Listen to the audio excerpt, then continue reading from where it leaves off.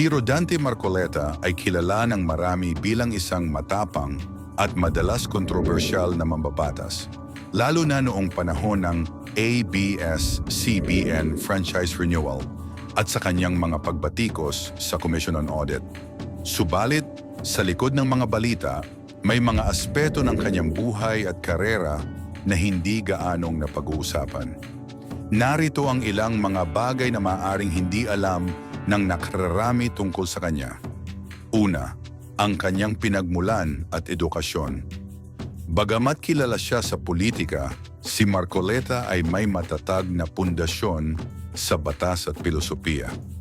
Ang kanyang akademiko, nagtapos siya ng Bachelor of Laws sa University of the Philippines at kumuha rin ng Masteral at Doctoral Studies sa iba't ibang institusyon. Bilang propesor, bago at habang nasa politika, siya ay naging propesor din ng batas na nagpaliwanag sa kanyang estilo ng pagsasalita na tila laging nagle-lecture o nag-e-examine sa loob ng plenaryo. Ikalawa, isang serial party list representative. Hindi lang sa iisang sektor naging kinatawan si Marcoleta. Isa siya sa mga mambabatas na may pinakamahabang karanasan sa party list system sa ilalim ng iba't ibang grupo. Alagad Party List. Dito siya nagsimula bilang kinatawan ng mga maralita. Sagip Party List. Ang kasalukuyan niyang grupo na nakatuon sa pagtulong sa mga mahihirap at sektor na nangangailangan ng proteksyon. Ikatlo, koneksyon sa Iglesia ni Cristo.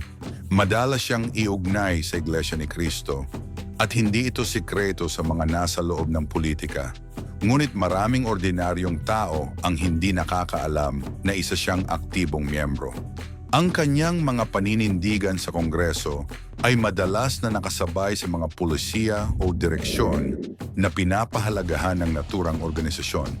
Ikaapat, ang kanyang musical side.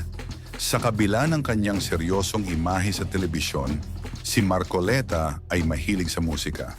Noong kampanya para sa Senado, bagamat siya ay umatras kalaunan, nagpakita siya ng mga video kung saan siya ay kumakanta at tumutugtog ng gitara. Ginagamit niya ang musika para lumambot ang kanyang imahe sa publiko, malayo sa matatalas niyang salita sa kamara. Ikalima, ang issue ng 1 peso budget. Siya ang nasa likod ng isa sa pinaka-kontrobersyal na mosyon sa kasaysayan ng budget hearing sa Pilipinas. Noong 2017, siya ang nagmungkahi na bigyan lamang ng 1,000 piso budget ang Commission on Human Rights dahil sa pagkadismaya niya sa hindi umano pagprotekta ng komisyon sa mga pulis at sundalo. Bagamat naibalik ang budget, ito ang nagmarka sa kanya bilang isang hardliner. Maraming aspekto sa buhay at karera ni Rodante Marcoleta ang hindi laging nabibigyang pansin o madalas na nalalamigan ng mga maiinit na kontrobersyang kinasasangkutan niya. Sa kabila nito, si Marcoleta ay may malalim na pinag-aralan sa batas at administrasyon. Nagtapos siya ng Bachelor of Laws noong 1989. Bukod dito, kumuha rin siya ng doctoral program sa National College of Public Administration and Governance sa UP at nakatanggap ng Developmental Leadership Certificate mula sa Harvard Kennedy School of Government. Isa siyang senior partner sa sarili niyang law firm, ang Marcoleta, Julian, Reyes, Veles Law Offices. Ang kanyang background bilang abogado ay madalas na makikita sa kanyang paraan ng pagtatanong at pag-argumento sa mga pagdinig sa Kongreso at Senado.